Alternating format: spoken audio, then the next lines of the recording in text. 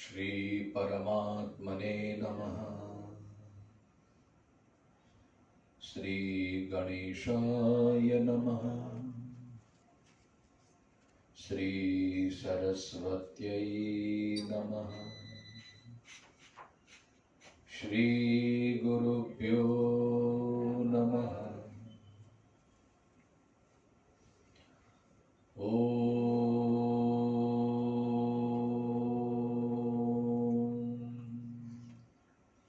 नमो भगवते वासुदेवाय।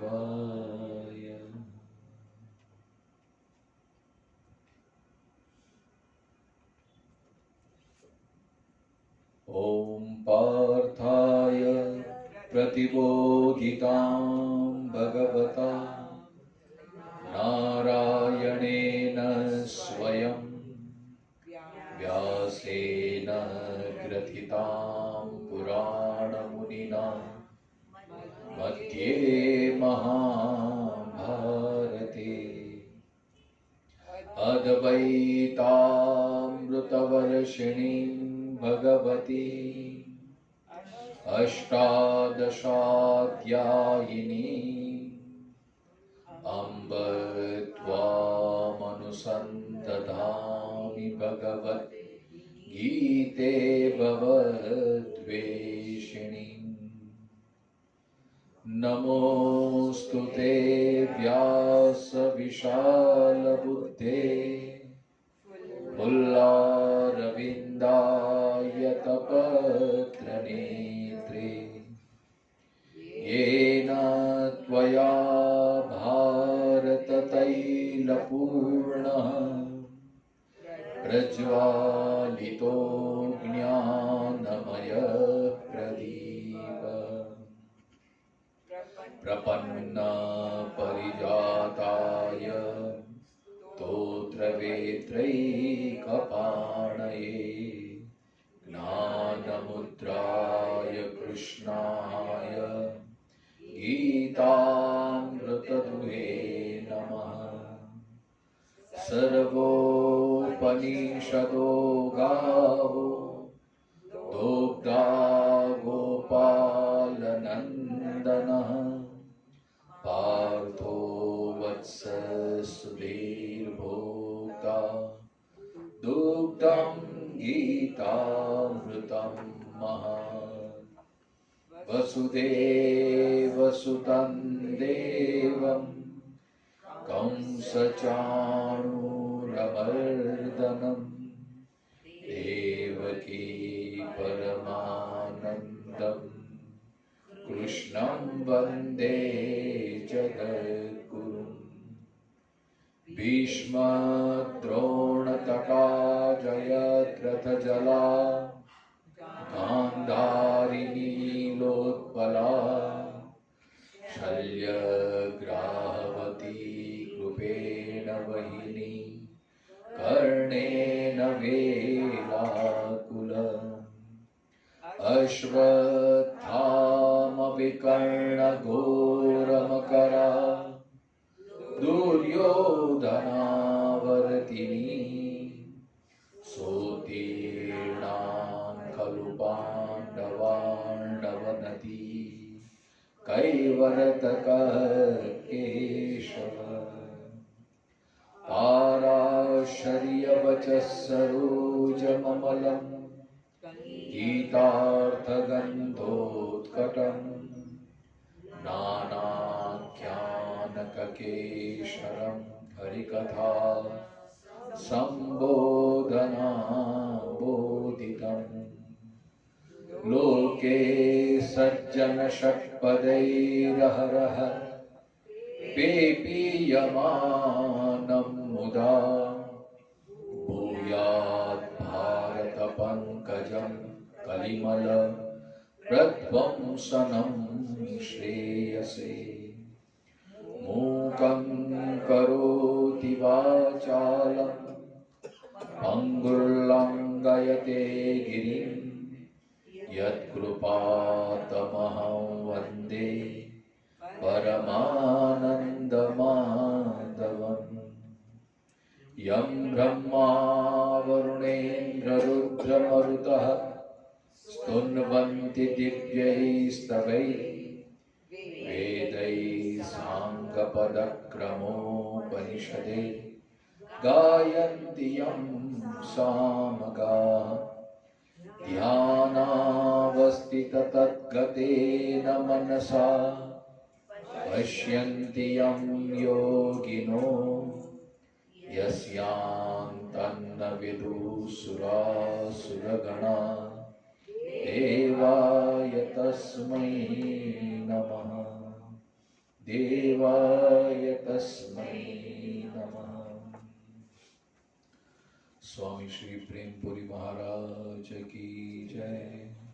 श्री कृष्ण कन्हैया लाल की जय। नारायण नारायण श्रीमन्नारायण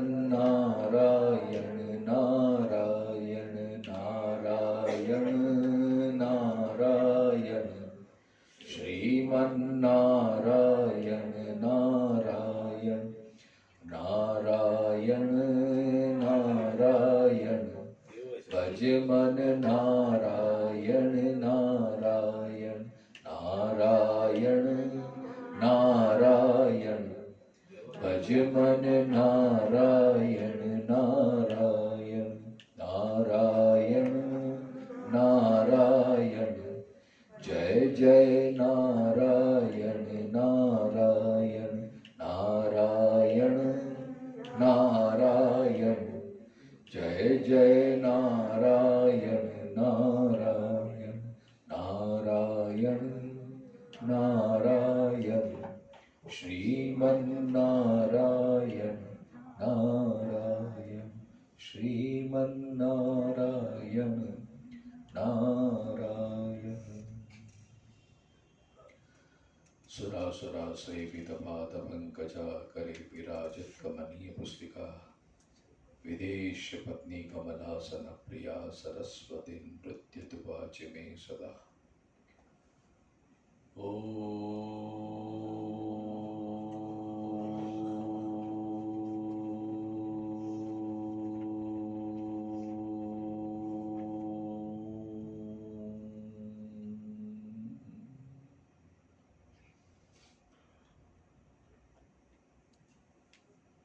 प्रकृते क्रियमाणानि प्रकृते क्रियमाणानि गुणे कर्माणि सर्वशः गुणे कर्माणि सर्वशः अहंकार विमूढ़ात्मा अहंकार विमूढ़ात्मा कर्ताहम् इति मन्यते कर्ताहमिति मन्यते।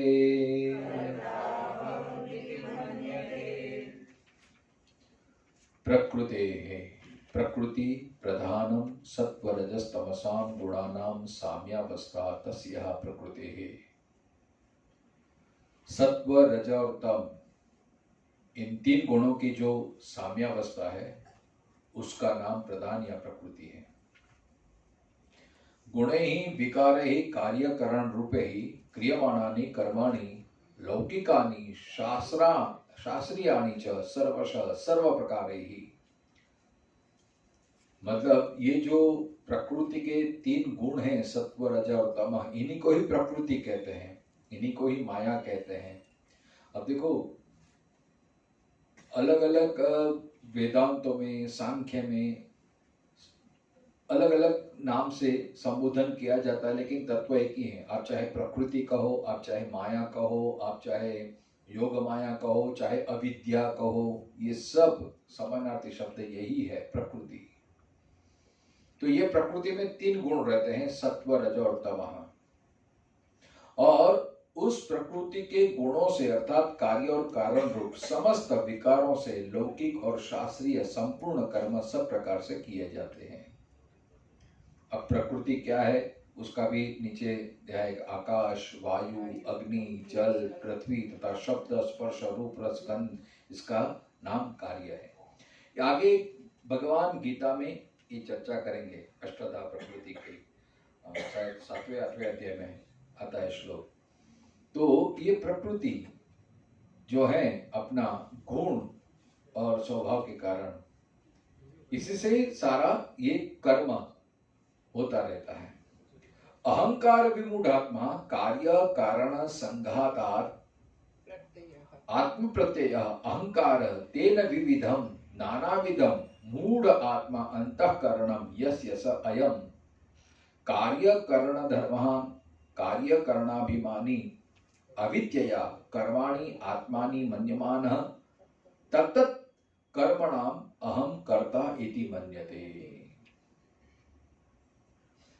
तो ये प्रकृति द्वारा गुणों को जो समन्वय होके प्रकृति के गुणों से कार्य और कारण रूप समस्त विकारों से लौकिक और शास्त्रीय संपूर्ण कर्म सब प्रकार से किए जाते हैं, परंतु अहंकार विमूढ़ात्मा कार्यों और कारण के संघात रूप शरीर में से आत्मभाव की प्रतीति का नाम अहंकार है।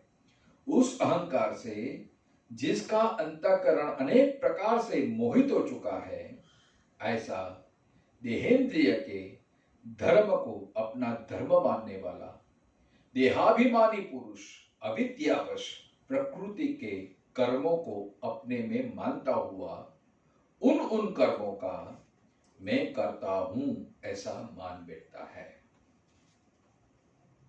समझ में आई? सच्ची बोलना, समझ में आया? नहीं आया ना? सच पूछो तो मुझे भी ये, क्योंकि ये ज्ञान का विषय है। देखो भगवान गीता में अर्जुन का जो प्रश्न है ना, ऐसा मत समझना कि गीता का एक एक श्लोक कभी कभी ये हमारे काम का नहीं, यही काम का है, ऐसा नहीं। लेकिन क्या होता है, अब भगवान यहाँ प्रकृति की बात करते हैं, अविद्या की बात करते हैं, थोड़ी ज्ञान की बात करते हैं। हमेशा देखो कोई भी कर्म करते हैं, वो जब सफल हो जाता है तो क्या भाव होता है? अहम भाव। हाँ, मैं सफल हो गया, मैंने अच्छा किया, वहां अहंकार अपने आप आ जाता है कि नहीं? अब जब कहीं असफलता मिल जाती है, अपयश मिल जाता है, तो क्या करते हैं? भगवान सुने करवाते हैं। अरे मैंने तो मेरा बहुत प्रयत्न किया, लेकिन मुझे सपोर्ट नहीं मिला, मुझे ऐसा नहीं चांस नहीं मिला, अगर चांस मिलता तो मैं उसको दिखा देता, मैंने कितनी कोशिश की लेकिन वो समय पर आया ही नहीं, अब मैं क्या करूं? जब यश मिल जाता है तो हमारा अहंकार पुष्ट हो जाता है, और जब अपयश मिल जाता है किसी भी क्षेत्र में, कोई भी कार्य में, तो अब हम सब दूसरों पे डाल देते हैं। मेरी शक्ति नहीं थी, मेरे पास समय नहीं था, अरे मैं थोड़ा चूक गया, अरे इसने मुझे धोखा दे दिया, नहीं तो मेरे से तो कभी गलती हो ही नहीं सकती, मैं तो कभी ऐसा कर ही नहीं सकता। यही तो हमारा अहंकार है। अब अहंकार माने मैं करने वाला हूँ, हाँ, मैं करने वाला हूँ, मैं करने मतलब मैं आया ना, मैं वही तो अहंकार है, मैं, बराबर है। अब करने वाला तो जब हम अहम भाव से कर्तृत्व अभिमान आ गया तो सब मैं ही करता हूं, मैं बोलता हूं, मैं खाता हूं, मैं पीता हूं, मैं जीवन चलाता हूं, मैं परिवार चलाता हूं। मैं जितना बड़ा होगा उतना आदमी का अहंकार बढ़ता है, और जितना आदमी का अहंकार बढ़ता है उतना उसमें ईगो के कारण सब ऐसे ही। अब अहंकार क्या करता है? मालिकी भाव। अहंकार में क्या होता है? मालिकी। मतलब मैं स्वामी हूं और ये सारा जगत मेरा दास है। बराबर है कि नहीं? कुछ गलती हो तो बताना। बराबर है मैडम? यही अहंकार है। अहंकार हमेशा स्वामित्व भाव रखता है, बॉसी नेचर। आप स्वभाव देखो, कई कोई स्वभाव भी ऐसा होता है, हाँ मुझे ये अच्छा नहीं लगता, तुमको ये नहीं करना चाहिए, तुमको मुझे क्या नहीं, मुझे कैसा व्यवहार करना चाहिए, वो अहंकारी आदमी कभी नहीं बोलेगा। वो हमेशा दूसरों को दोष दिखाते रहेगा, वो हमेशा दूसरों को सिखाते रहेगा, तुमको ये करना चाहिए, तुमको ऐसा करना चाहिए, तुम ऐसा करना चाहिए, लेकिन कभी अपने पे वो नहीं देखता है कि मुझे क्या करना चाहिए, मुझे कैसे बर्तन करना चाहिए, मुझे कैसे दृष्टि रखना चाहिए, मुझे कैसे व्यवहार करना चाहिए। वो कभी, अहंकारी को कभी अपना दोष दिखता ही नहीं है। सच बात है कि नहीं? हम देखो, मेरे बस की बात ही नहीं है बड़ी बड़ी ज्ञान की बात करना। मैं तो गीता को हम प्रैक्टिकल कैसे ला सकते हैं, जीवन व्यवहार में कैसे हम उसको ला सकते हैं, इस स्तर पे ही बात, क्योंकि मैं वो स्तर पे हूं तो मैं बड़ी बड़ी बातें नहीं कर सकता मैं, क्योंकि मैंने अभी उपनिषदों को पढ़ा नहीं है, मैंने ब्रह्मसूत्र को पढ़ा नहीं है, पढ़ा है लेकिन उसको अभी आत्मसात नहीं किया है। एक होता है पढ़ना, एक होता है सुनना, और एक होता है जीवन में उतारना। अब चाहे बड़ी आत्मा की बात कर लो साहब, कितनी बार हमने भगवान गीता में दूसरा अध्याय में पूरा 11वां से लेके 30वां श्लोक तक आत्म तत्व की बात की कि आत्मा ही हमारा असली स्वरूप है। चाहे हम कितनी बार सुने, चाहे हम कितनी बार पढ़ें, मैं भी हमेशा पढ़ता हूं, लेकिन वो अनुभूति होती है कि मैं आत्मा हूं। वास्तव में वही तो सच्चा स्वरूप है, वही तो अध्यात्म है। ज्ञान का परम उच्च तत्व जिसको बोले, ज्ञान बोले, वो क्या है? ये सारा सब मिथ्या ही है, सारी सृष्टि मिथ्या है। अब मैं कौन हूं, वो भी हमारी अज्ञानता के वश। अब मैं, हम किसको मानते हैं? मैं माने कौन? शरीर। हाँ? मेरा शरीर, मेरी आंख, मेरी इंद्रिय, मेरी शक्ति, मेरा सामर्थ्य, मेरा परिवार। अब जब मैं आया तो मेरा भी आना ही है। अब इनको ही हम मैं मान लेते हैं। अब देखो, फाउंडेशन ही जब गलत हो जाता है, अब चाहे कितनी इमारत बनाओ, वो गिरने वाली है। गुजराती में पायट जा खोटो न खाए, ત્યાં પછી બધું કકડભૂસ થવાનું જ છે, આજે નહીં તો કાલે। बस हमारी जो विचारधारा यहीं से ही शुरुआत हो जाती है, यहीं से अविद्या ये शुरू हो जाती है। तत्वज्ञान हमें यही सिखाता है, बारंबार यही सिखाता है, लेकिन हम वापिस ये प्रकृति, ये गुण के कारण हम अपने स्व की विस्मृति कर देते हैं, और जो हम वास्तव में नहीं है उसको ही हम मानने लगते हैं। अब तत्व की दृष्टि से, थोड़ा अध्यात्म की दृष्टि से देखो, जब हम माया के वशीभूत हो जाते हैं तभी ही ये संसार हमारे लिए सुख रूप, दुख रूप, बंधन रूप, मुक्ति रूप, ये सब है।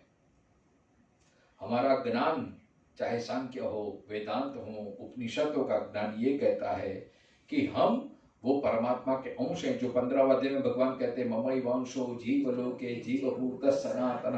अब हम परमात्मा के अंश हैं, मतलब परमात्मा के ही क्वालिटी हमारे में है, तो हमें ये क्यों सुख दुख से पसार होना पड़ता है?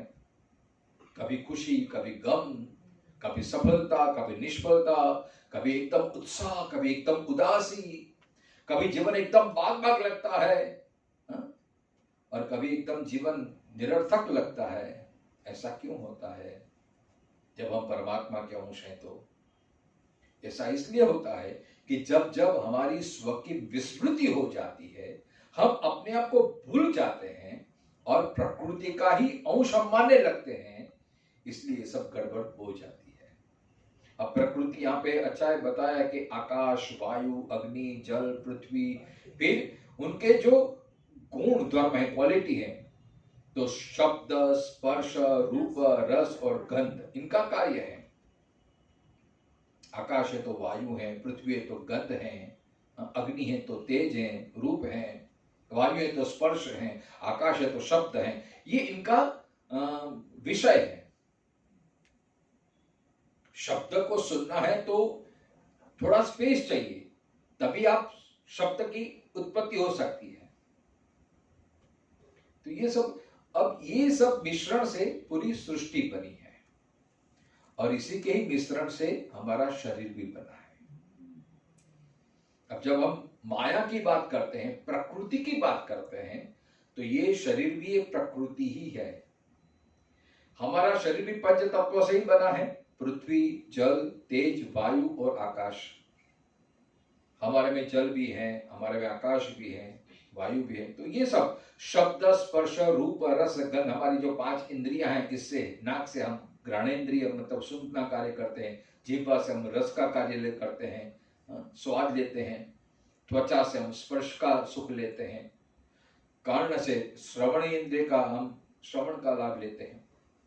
लेकिन अब हम जब थोड़ी ज्ञान की बात करें ना, तो अध्यात्म ये कहता है ये सब प्रकृति ही है, मैं इससे अलग हूं। अच्छा, अब दूसरी बात है, अब देखो, मैं बराबर है और मेरा, ये दोनों में भिन्नता होती है ना। मैं अलग हूं और मेरा अलग है। जो मेरा है वो मैं नहीं हूं, ये बात आप मानते हैं ना। फॉर एग्जाम्पल, ये कागज, तो ये मेरा पेज, मतलब ये पेज से मैं भिन्न हूं। मेरा है दैट मीन्स के मेरे से वो भिन्न है। मेरी बुक, तो ये बुक मेरी है, तो बुक मैं नहीं हूं। ये बात तो आपको समझ में आ गई ना। जहां मेरा है वहां मैं नहीं हूं, और जहां मैं हूं वहां मेरा हो ही नहीं सकता। तो ये दो तत्व अलग ही हैं, मैं और मेरा। ये बात तो आपको समझ में आ गई। अब जो जो मेरा है वो मैं नहीं हो सकता। अब हम शरीर को क्या बोलते हैं? मैं। वास्तव में शरीर मैं हूं नहीं, तो मेरा शरीर दैट मीन्स शरीर मैं नहीं हूं। यहां से ही अध्यात्म की शुरुआत हो जाती है। जो मेरा है वो मैं नहीं हो सकता। अब आप बताइए, हम पूरे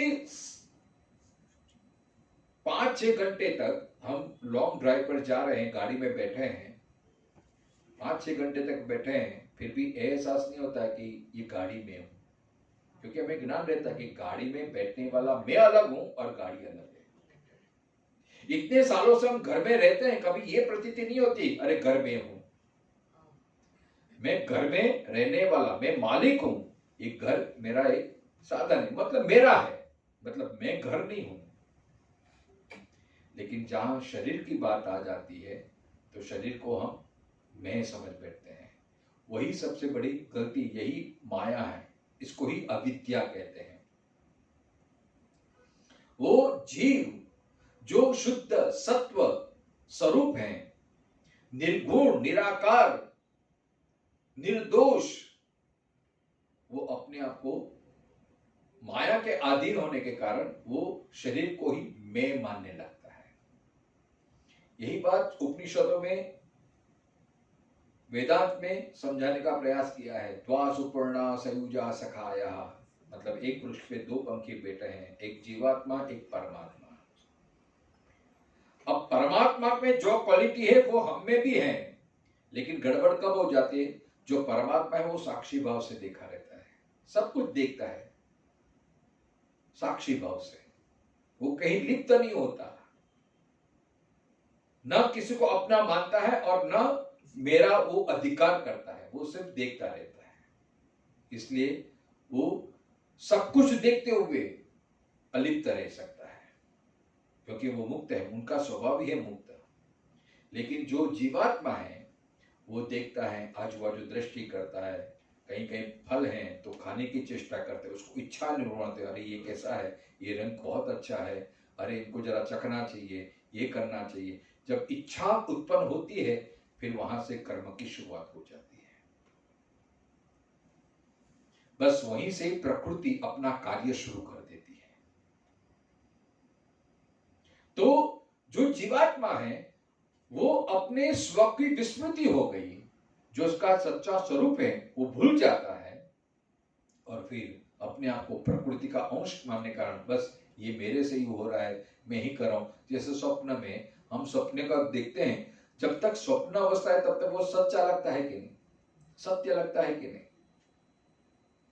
अब जैसे जागृत हो जाते हैं तत्क्षण सब मिथ्या हो जाता है,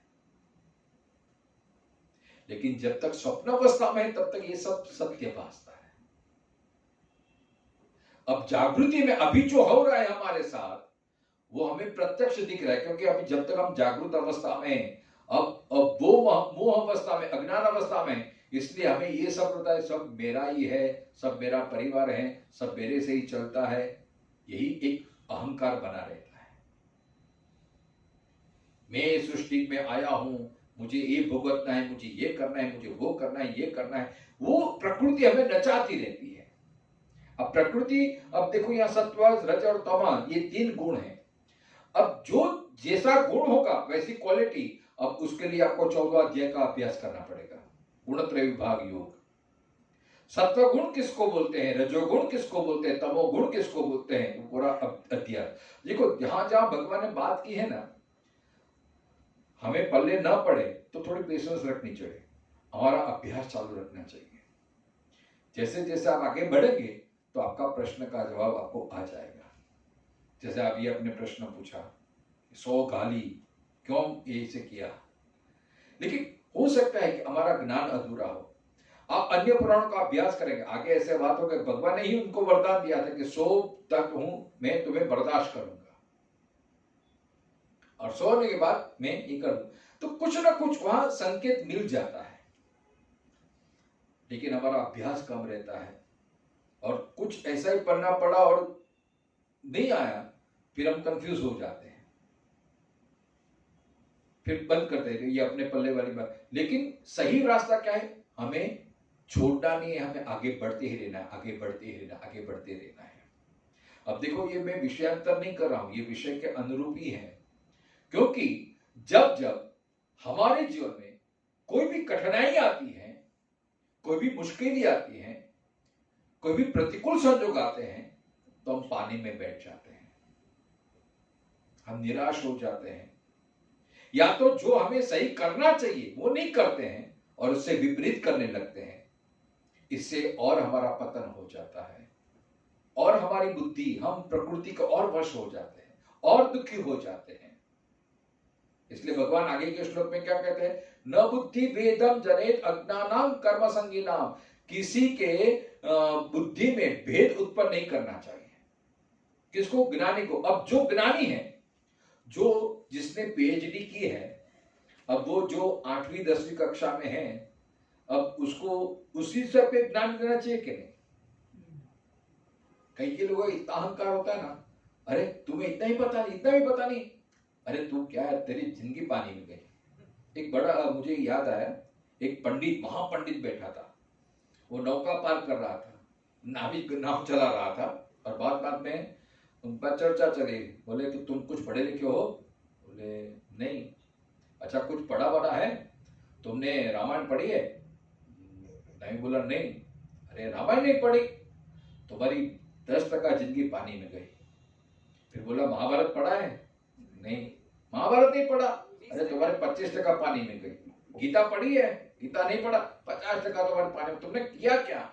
ये पढ़ा, वो पढ़ा, लघु सिद्धांत व्याकरण ग्रंथ पढ़ा है? नहीं पढ़ा। अरे तुम्हारी जिंदगी पानी में गई, तुम क्या कर रहे हो? और पानी में कुछ और भंवर आया और नौका डूबने लगी। तो नाविक ने पूछा तुमको तैरना आता है? पंडित जी ने बोला ये तो नहीं आता है। तो बोला कि तुम्हारी पूरी जिंदगी पानी में गई, मुझे तो तैरना आता है। कहने का भाव, किसी को अंडर एस्टिमेट नहीं करना चाहिए, अपने ज्ञान का अहंकार नहीं करना चाहिए। और हम जिस लेवल पे पहुंचे हैं, अगर कोई छोटा, कोई अपने से वो होती है, अगर वो गलत भी कर रहा है तो उसको टोकना नहीं चाहिए, रिसर्च चालू रखना चाहिए अपना। वो उनको हो सके जब मौका मिले तो निर्देश करना चाहिए। लेकिन यहां भगवान खुद देखो, ये भगवान की भगवत्ता है, भगवत्तरता है। हमारा क्या होता है, हम सामने से कूद पड़ते हैं। किसका ऐसा स्वभाव है, टोकना, किसी को रोकना, किसी को अंडर एस्टिमेट करना, बात बात में। अब भागवत में पढ़ेंगे तो जब परीक्षित राजा को प्रश्न हुआ कि जिसकी मृत्यु नजदीक आई है उसको क्या करना चाहिए, अब कोई ज्ञानी अहंकारी महात्मा होगा तो अरे तुम्हें इतना पता नहीं, अरे तूने इतना ये अर्जुन का बेटा है तू, हाँ, पांडवों के वंश का है, कृष्ण ने जिनको उपदेश दिया तुझे इतना पता नहीं है, तूने किया क्या, ऐसा कोई अपमानित कर सकता है। लेकिन सुखदेव जी क्या कहते हैं, पर्यानेशते प्रश्न कृतः लोकहितं नृपः, अरे तूने बहुत अच्छा प्रश्न किया है। देखो एक का स्वभाव होता है तोड़ देना, उसको निराश कर देना, कोई बेचारा प्रयत्न तो कर रहा है तो उनको कम से कम एप्रिशिएट तो करो। लेकिन हमारा क्या होता है, अरे तुम तो ये हो, जो अहंकारी होता है ना हमेशा दूसरों को तुच्छ ही समझता है। किसी को कर्म का अभिमान होता है, किसी को सफलता का अभिमान होता है, किसी को ज्ञान का अभिमान होता है। भगवान यहां उपदेश देते हैं, न बुद्धिर्भेदम जनेत अज्ञानाम कर्म संगिना।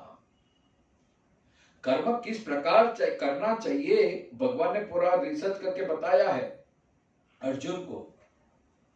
लेकिन फिर भी अर्जुन के पल्ले ये बात नहीं पड़ी, तो ऐसा नहीं, सिर्फ तीसरे नहीं, चौथे अध्याय में, 5वें अध्याय में, जहां जहां आवश्यकता करी वापस कर्म की बात की है।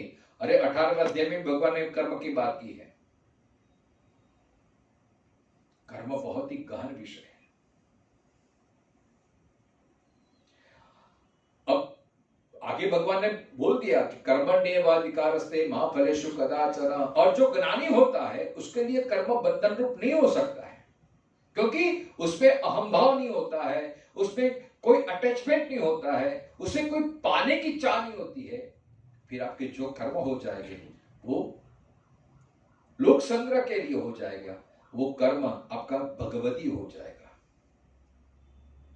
लेकिन फिर भी ऐसे बहुत जो साधारण लोग हैं उसको ये बात पल्ले नहीं पड़ती है, क्योंकि उसकी बुद्धि का, उसका ज्ञान का इतना विकास नहीं हुआ है। तो वो लोग कर्म करेंगे क्यों, सफलता के लिए, मुझे ये पाना है, मुझे वो करना है। तो उसको क्या कर देंगे, अरे ये क्या रखा है संसार में, ये सब छोड़ दे, ये सब मोह माया है। अब उसने कर्म छोड़वा दिया का तो वो निराश हो जाएगा, वो कर्महीन हो जाएगा। तो आपने अच्छा किया क्या, उसकी प्रवृत्ति से आपने हटा दिया, तो वो तो फिर निराश बैठा, तो खाली बैठा बैठा जो खाली मन शैतान का घर, बराबर है ना। इससे तो अच्छा कुछ ना कुछ प्रवृत्ति तो करता था वो। इसलिए देखो ये कृष्ण के विचारधारा, भगवान कितनी ब्रॉड माइंड, कितने विशाल हृदय के हैं, कितने खुले मन के हैं। भगवान ऐसा नहीं कहता चलो मैंने बोला ऐसा ही तुझे करना है। अरे पूरी गीता का ज्ञान दे दिया, फिर भी भगवान क्या कहते हैं, यथेच्छसि तथा कुरु, तुझे जैसा चाहिए ऐसा कर। देखो यही महानता है। हम हमेशा दूसरों को मैं अच्छा तू बुरा, ये भेद बुद्धि, कर्मयोगी कभी अपने आप को या दूसरों को हीन नहीं समझता। घर में भी अब बच्ची है, अब उसने रसोई बनाने शुरुआत की है, अब बनाते शुरुआत में बिगड़ भी जाती है, लेकिन अरे तूने ऐसा बिगाड़ दिया, अरे लोट का सत्यानाश कर दिया, तुझे रोटी बनाना नहीं आते, तुझे कौन कहता है बैठने, तू शांति से बैठना, तो उसका आपने मोरल तोड़ दिया, उसका उत्साह तोड़ दिया। तो फिर वो दूसरी बार कोशिश ही नहीं करेगी। फिर उससे अच्छा तो अरे बेटा अच्छी कोशिश की तूने, बहुत बढ़िया किया है, उसका गुण देखे आप। देखो इसलिए तो हमारी भारतीय संस्कृति में अलग अलग परंपरा आई है। आजकल यंगस्टर बहुत प्रश्न पूछते हैं कि कौन से भगवान सच्चे हैं, कौन सा कितना संप्रदाय है देखो हमारे में। ये क्यों पड़ा ऐसा, क्योंकि जिसका जैसा मान्यता या जिसकी जैसी श्रद्धा, जिसका जैसा भाव, उस हिसाब से आप चलो। कोई बात आप कम से कम न करते हुए चलो संप्रदाय में जुड़े, उतना तो करते हैं ना, तो भी आपका विकास तो होगा। क्योंकि भगवान को पक्का विश्वास है, जैसे वो श्लोक है ना कि सर्वदेव नमस्कारम केशवम प्रतिगच्छति। भगवान आगे भागवत में भी ये वर्णन करते हैं, गीता में भी, आप कोई भी देव का स्वरूप कर लो, कोई भी देव की उपासना करो, अंतर तो गत्वा तत्व तो एक ही है। फिर चाहे आप देवी के रूप में उपासना करो, चाहे आप गणेश के रूप में उपासना करो, चाहे आप विष्णु के रूप में उपासना करो, मूल आप ईश्वर से जुड़े हैं, आप धर्म से जुड़े हैं, वो महत्व है। अब किस प्रकार आप करते हैं, आप उपासना करते हैं, वो महत्वपूर्ण है। भगवान को इतना ही चाहिए, बस आप उपासना करते हैं ना, आप अपना आत्मा का कल्याण करते हैं, वो काफी है। आप भगवान का नाम लेते हैं, वो काफी है। अब कोई बैठे बैठे नाम ले, अब कोई चलते चलते नाम ले, कोई सोते सोते नाम ले, कोई काम करते करते नाम ले। अब जो बैठने वाला अपने आप को बड़ा सिद्ध मानता है, अरे तुम लोग क्या कर रहे हो, तुम तो अनर्थ कर रहे हो, ऐसे कोई चलते चलते भगवान का नाम लिया जाता है क्या, अरे तुम तो पाप कर रहे हो। तो अब जो बेचारा ज्ञानी है, वो तो पंडित है, अरे इतने बड़े महात्मा इसको बोलते हैं, तो बंद कर देगा। तो आपने उसको भगवान से क्यों कर दिया फिर? इसलिए भगवान कहते हैं न बुद्धिर्भेदम जनेत अज्ञानाम कर्म संगिनाम। ज्ञान मार्ग श्रेष्ठ है, निष्काम मार्ग श्रेष्ठ है, अनासक्त होकर कर्म करना चाहिए। ये बात पीएचडी लेवल की है, बड़ों बड़ों की है। लेकिन हम संसार में रहते हैं, हम सुख दुख, हमें परिवार चलाना है।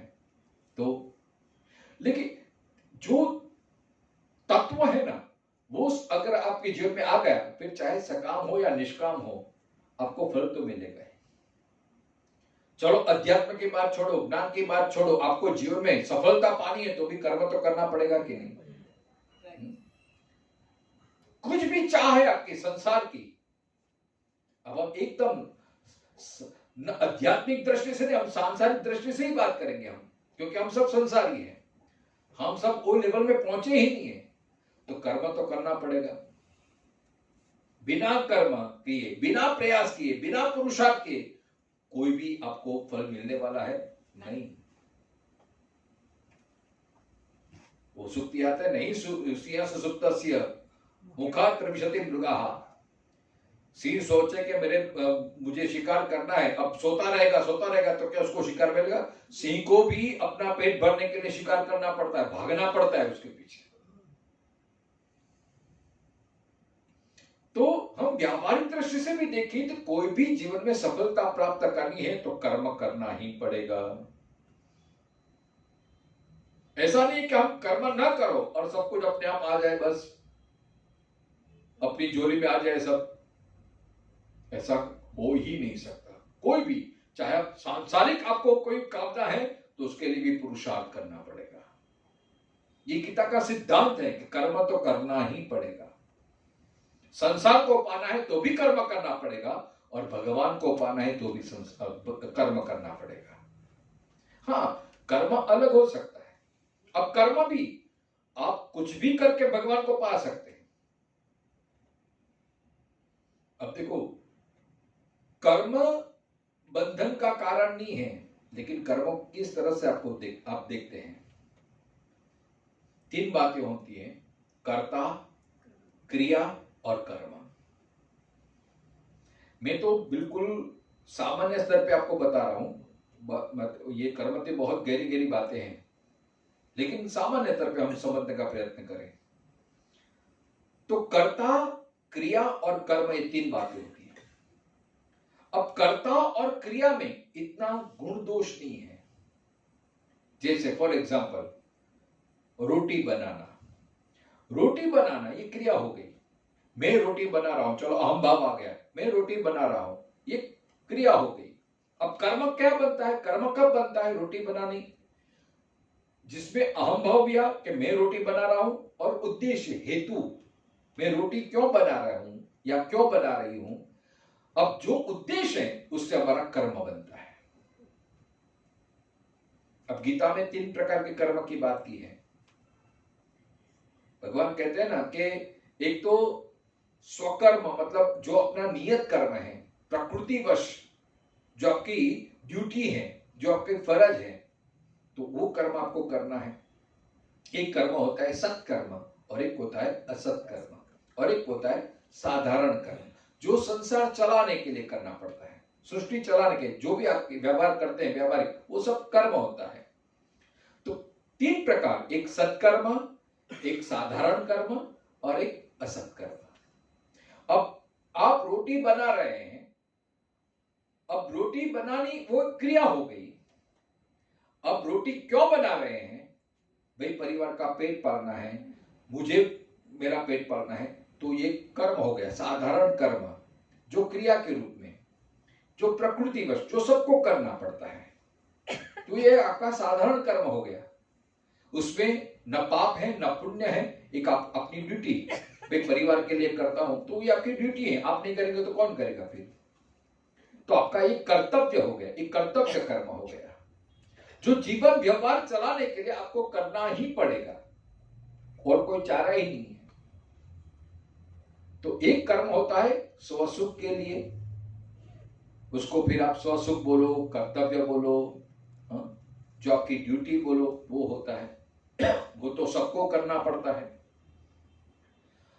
अब आप ये भाव रखें कि भाई मैं तो, मेरा परिवार तो भरेगा, लेकिन सबसे पहले मैं इस रोटी से किसी गरीब को खिलाऊंगा या किसी भिक्षुक को मैं खिलाऊंगी।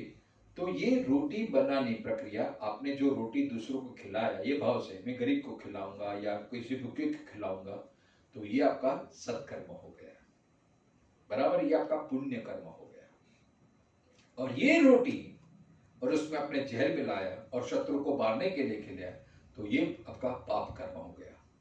देखो, क्रिया एक हुई, कर्म एक हुआ, लेकिन भाव बदलने के कारण एक आपका प्रकृतिवश हो गया, एक सामान्य कर्म हो गया, एक पुण्य कर्म हो गया, एक पाप कर्म हो गया।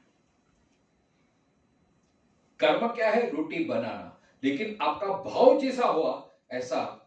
तो कोई भी कर्म एक प्रकृतिवश होता है, एक सत्कर्म होता है और एक दुष्कर्म होता है। अब जो प्रकृतिवश होता है वो तो सबको करना ही पड़ता है,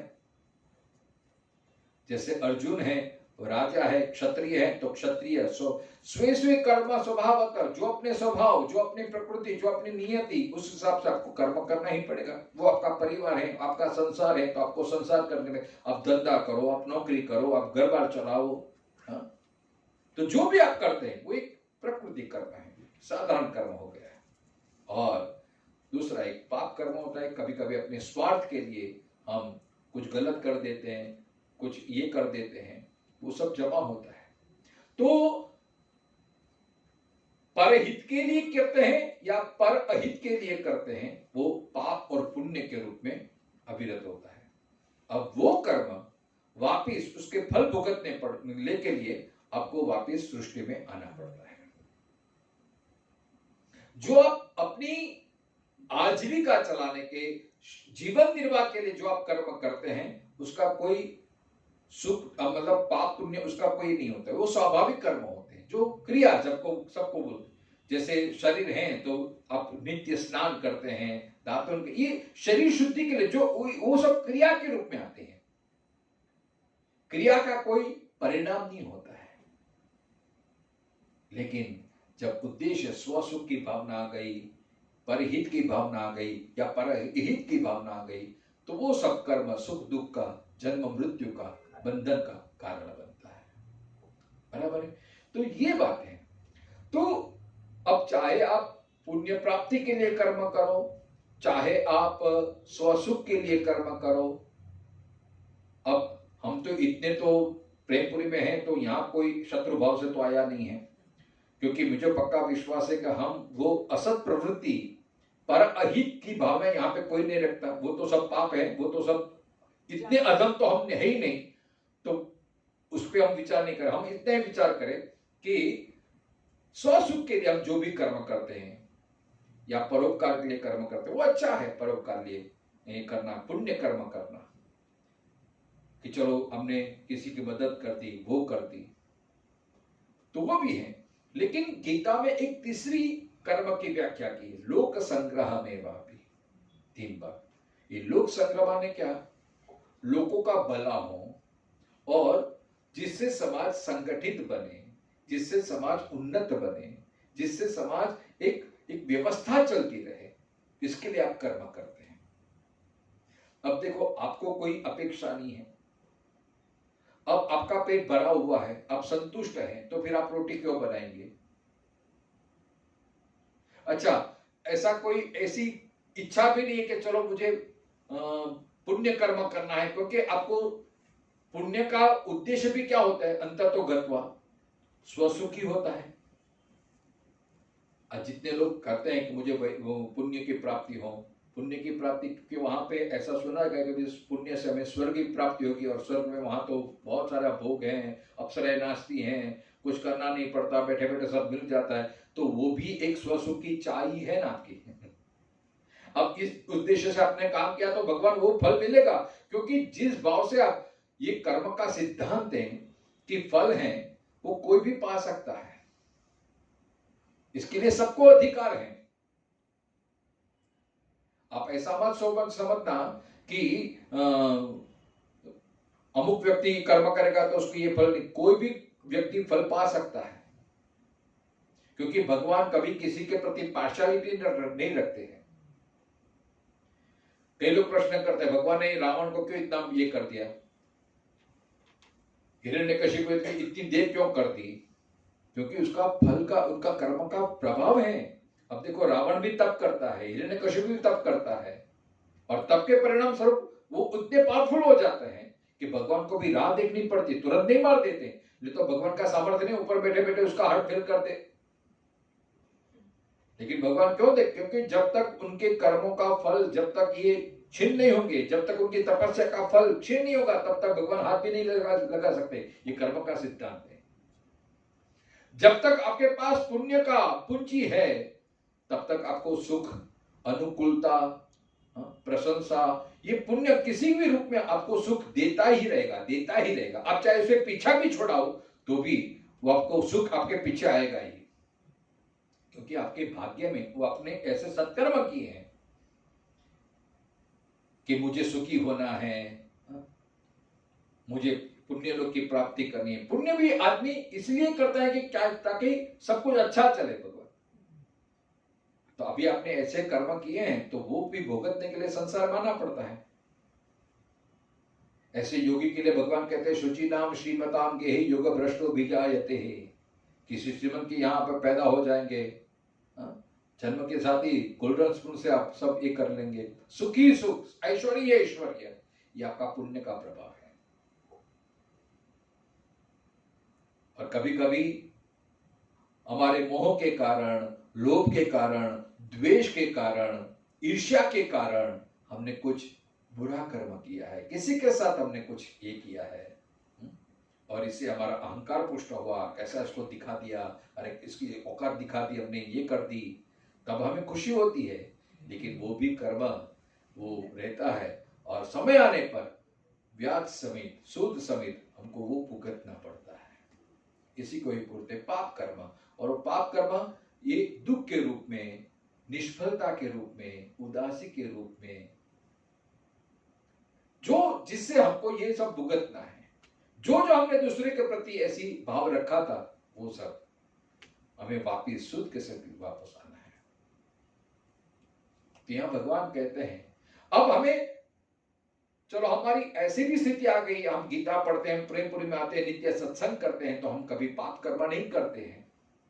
हमें किसी की, हमारे स्वार्थ के लिए हम कभी भी गलत काम नहीं करते, बहुत अच्छी बात है। अब आपके पास दो ऑप्शन रह गए, पुण्य कर्म करो या लोक संग्रह के लिए करो। अब भगवान कहते हैं कि देखो कर्म ही हमारा जन्म मृत्यु का कारण है। अब ऐसे कर्म किया जाए जिससे ये जन्म, पाप भी नहीं चाहिए, पुण्य भी नहीं चाहिए, आपको ईश्वर की प्राप्ति, पुण्य से, ये कर्म से हमें ईश्वर मिले। तो ईश्वर कब मिलेगा? तो भगवान कहते हैं कि बस सेवा की भावना से, बिल्कुल स्वार्थ रहित, आपको कर्म में कोई आपको नोटिस करे या न करे, कोई आपकी प्रशंसा करे या न करे, सहज भाव से आप कर्म करते रहे, बस आपकी ड्यूटी आप निभाते रहेंगे तो आप ईश्वर को पा सकते हैं। हमारा क्या होता है कि मैं कर्म करूं तो उसका मुझे रिवॉर्ड मिलना चाहिए।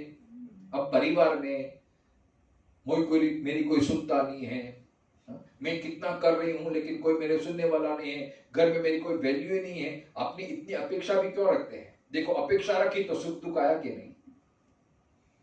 अब कोई नोटिस करे या न करे, कोई आपको यश दे या न दे, लेकिन आपका ये भाव बना है कि चलो भगवान ने मुझे निमित्त बना है तो मुझे करना है, मुझे परिवार निभाना है। अब चाहे कि कोई गाली दे या कुछ भी करे, अब मेरा परिवार है, मुझे करना है। इस भाव से आप कर्तव्य कर्म करते रहेंगे तो चाहे कोई प्रशंसा करे या ना करे, लेकिन भगवान आपको दिखता है। इसी को ही कहते हैं लोक संग्रह भगवत प्रीत्यर्थम।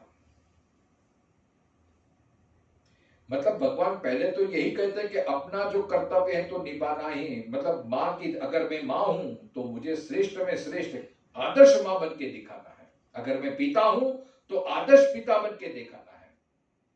बच्चे ये ना कह जाए कि तुमने मेरे लिए ये नहीं किया, वो नहीं किया, वो ये नहीं किया। बच्चे की बुद्धि कम होती है तो कभी कभी वो बोल देता है, लेकिन जब परिपक्व होता है, जब उस पर बीती है ना, तब वो कहता नहीं मेरे पिताजी सही थे, मेरे पिताजी ने मेरे लिए कितना संघर्ष किया।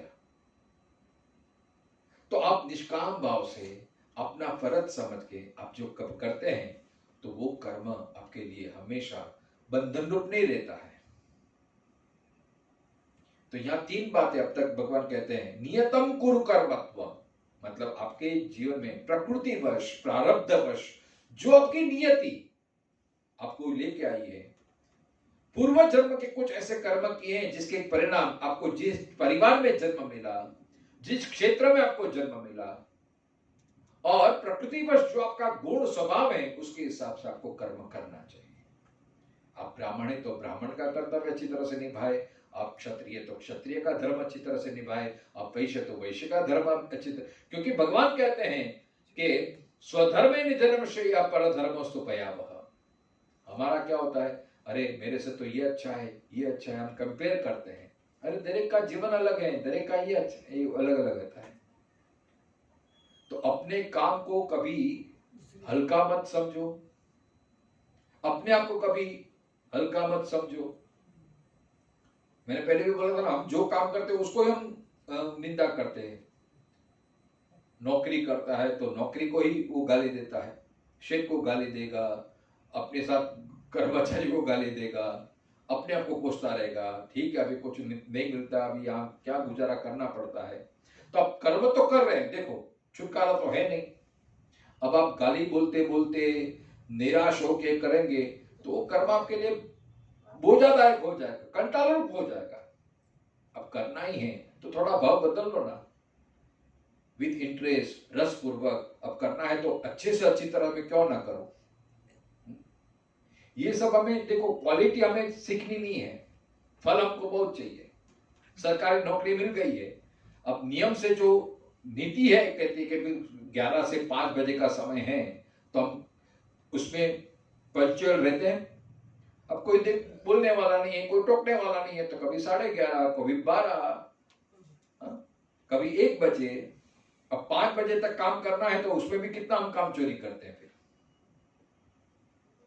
ये सब अपने आप को पूछने का प्रश्न है कि मैं मेरे जीवन में किस प्रकार कर्म कर रहा हूं। अपनी अंतरात्मा से पूछिए। भगवान कृष्ण अर्जुन को यही उपदेश दे रहे हैं। अर्जुन भी अपने काम से चोरी करना चाहता है ना, मुझे युद्ध ही नहीं करना है, जबकि उसका ये कर्तव्य है युद्ध करना। भगवान अर्जुन कहता है कि मुझे राज्य नहीं चाहिए, इसलिए मैं युद्ध नहीं कर। युद्ध क्यों करना पड़ता है भाई, चढ़ाई क्यों करना पड़ता है? राज्य मिलने के लिए, संपत्ति लेने के लिए। अब अर्जुन कहता मुझे चाहिए ही नहीं तो मैं युद्ध क्यों करूं? तो भगवान कहे तुझे नहीं चाहिए लेकिन लोगों को तो चाहिए, लोगों के हित के लिए ये कर तू। इसलिए कर्म छोड़ना नहीं चाहिए। जब तक आपके पास और कोई उससे बेहतर कल्याण का कोई साधन न हो तब तक वो कर्म छोड़ना नहीं चाहिए। और दूसरी बात, वो कर्म तब तक नहीं छोड़ना चाहिए जिससे आप दूसरे आप पे निर्भर रहते हैं। समझे कि नहीं? अब आपने आत्मज्ञान कर लिया और आप बोलते कि संसार मिथ्या है, ये सब मोह माया है, और आप घर बार छोड़ के चले जाएंगे, संन्यास ले लेंगे, तो आपका बच्चों का क्या होगा फिर? तो वो संन्यास भी संन्यास नहीं है, वो अपने आपके कर्तव्य से आप च्युत हुए हैं। सांसारिक दृष्टि से लोग प्रशंसा करें, वाह वाह घर बार छोड़ दिया, लेकिन भगवान माफ नहीं करते। वो अपने कर्म का सिद्धांत का पालन नहीं किया है। भगवान तो ये कहते हैं कि पहले तो तेरी ड्यूटी पूरी कर, तेरा बच्चे तेरे पर निर्भर है तो उसका पालन पोषण करना ये पहली जवाबदारी है, ये पहला धर्म है। भले तुझे राज्य नहीं चाहिए, भले तुझे संपत्ति नहीं चाहिए, लेकिन तू समाज का आदर्श है, तू समाज का हीरो है और राष्ट्र की, समाज की, प्रजा की तेरे से बहुत ज्यादा उम्मीदें हैं। अगर तू इसकी उम्मीद को तोड़ देगा तो वो तुझे बड़ा पाप लगेगा। हमारे कारण 10 जन का परिवार चलता है तो हमारा ये धर्म बन जाता है, हमारी ये फर्ज बन जाती है कि हमारे कारण उस 10 परिवार को नुकसान ना होना चाहिए। इसलिए भी कर्म करना चालू रखना चाहिए। भले आपको स्वार्थ ना हो, भले आपको कुछ चाहिए नहीं, इसी को कहते हैं लोक संग्रह में वापी। भगवान अर्जुन को यही उपदेश देते हैं कि तुझे कोई स्वार्थ नहीं है, तुझे राज्य नहीं चाहिए, तो राष्ट्र के हित के लिए तुझे ये करना है।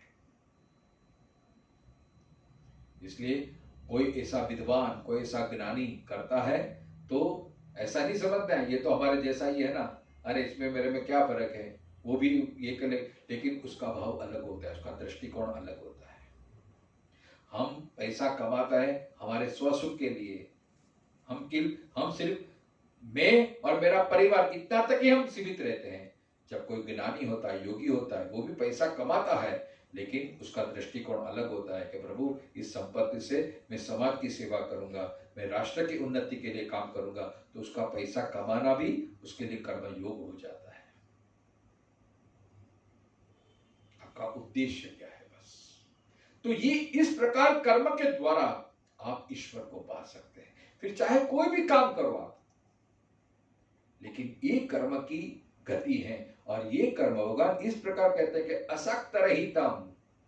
जहां जहां अपना स्वार्थ आया तो वहां थोड़ी थोड़ी मुश्किलें आनी है, क्योंकि वहां प्रारब्ध भी आ जाएगा। लेकिन जिस क्षण आपने अपना स्वार्थ छोड़ दिया और परहित का आपने विचार किया, तो फिर अवश्य वो भगवत कार्य हो जाता है। और ऐसा जब आप कार्य शुरू करने लगते हैं और इसमें कभी कभी असमर्थता आ जाती है, मुश्किलें आ जाती है, तो भगवान किसी न किसी रूप में अपनी प्रकृति को ही ऐसा आदेश देते हैं, कहां न कहां से आपको सहायता मिल जाती है। आपका भाव शुद्ध होना चाहिए, आपका हेतु शुद्ध होना चाहिए। और जो आज का हमने श्लोक पढ़ा कि अहंकार विमूढ़ात्मा, उसका अहंकार नहीं करना चाहिए। नहीं तो क्या होता है, कभी कभी इसमें सफलता मिलने लगती है ना, तो वो भी अहंकार आ जाता है, ज्ञान का भी अहंकार आ जाता है, अच्छे कर्मों का भी अहंकार आ जाता है। अरे मैं तो बहुत अच्छी वैष्णव, मुझे तो सुबह उठ के पहले ये माला करनी, एक दीवा करता हूँ, 5 घंटे पूजा करता हूँ, फिर सारे काम करता हूँ, ये सात्विक अहंकार भी आदमी को आ जाता है। अरे मेरे को तो पूरी गीता कंठस्थ है, मैं तो नित्य गीता का पाठ करता हूँ, मुझे तो भागवत का पाठ करने में बिना चलता ही नहीं है, मैं खाना भी नहीं जाता हूँ, ये सात्विक अहंकार भी आ जाता है। अहंकार नहीं करना चाहिए। अहंकार पे तो बहुत बार चर्चा है, कल थोड़ा समय हो गया है। तो अहंकार विमूढ़ात्मा कर्ताहमिति मन्यते, वास्तव में कराने वाला कौन है वो सोचना चाहिए। ये मेरे से हो रहा है या प्रकृति से हो रहा है, इस पे हम कल चर्चा करेंगे। ओम पूर्णमद पूर्णमिदं पूर्णात् पूर्णमुदच्यते पूर्णस्य पूर्णमादाय पूर्णमेवावशिष्यते। ओम शांति शांति शांति। शंकरं शंकराचार्यं केशवं बादरायणं सूत्रभाष्य कृतौ वन्दे भगवन्तौ पुनः पुनः। ईश्वरो गुरु आत्मेति मूर्तिभेद विभागिनी व्योमवत् व्याप्तदेहाय दक्षिणामूर्तये नमः।